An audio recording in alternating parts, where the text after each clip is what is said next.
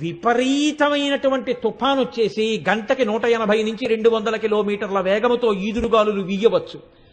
కూకటి వేళ్లతో సహా పెద్ద పెద్ద వృక్షములు పెకలింపబడవచ్చు. టెలిఫోన్ తీగలు తెగిపోవచ్చు. ఎక్కడా ప్రసార సాధనములు పనిచేయకపోవచ్చు. ప్రజలు అప్రమత్తులై ఎత్తైన ప్రాంతములకు చేరుకోవలసిందిగా విజ్ఞాపన.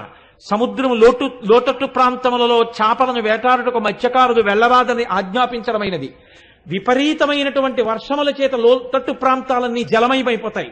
కాబట్టి రెవెన్యూ అధికారులందరూ కూడా అప్రమత్తులై ఖాళీలు చేయించి ఎత్తు మీద ఉన్న పాఠశాలలకు ప్రజలను తరలించవలసినదిగా ముఖ్యమంత్రి మరీ సమావేశం పెట్టి అధికారులను ఆజ్ఞాపించి ప్రతి అరగంటకి పరిస్థితిని అంతటినీ కూడా అంచనా వేస్తున్నారు. హైదరాబాద్ నుంచి బయలుదేరి ప్రత్యేకంగా రైలులో వచ్చేస్తున్నారు. అనేక చోట్ల పట్టాలు మునిగిపోయాయి కాబట్టి రైళ్లు తిరగట్లేదు, బస్సులు ఆగిపోయాయి, రోడ్లకి చెట్లు అడ్డంగా పడిపోయాయి అని కరెంటు పోయి టీవీ కూడా ఆగిపోయింది అనుకోండి. ఇప్పుడు చూసొద్దామని వీధిలోకి ఎడతారా?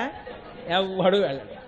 ఎవడింట్లో వాడు బిక్కు బిక్కు బిక్కు బిక్కుమంటూ అందరూ తలుచుకునేటప్పుడు అప్పటి వరకు నా అంతవాణ్ణి నేనన్నవాడు కూడా ఈశ్వరుడికి వ్యతిరేకంగా చాలా గొప్ప ప్రసంగం చేసేటోడు.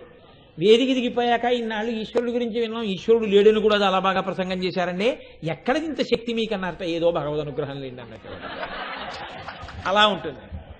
అప్పుడు అందరికీ ఈశ్వరుడే కావాలి. అప్పుడు ఈశ్వరుడు ఈశ్వరుడు ఈశ్వరుడని మొదలు పెడతారు. అలా ఇప్పుడు ఉపద్రవం వచ్చిన తర్వాత ఎక్కడికి వెళ్ళారు? అందరూ కైలాసానికి చేరారు.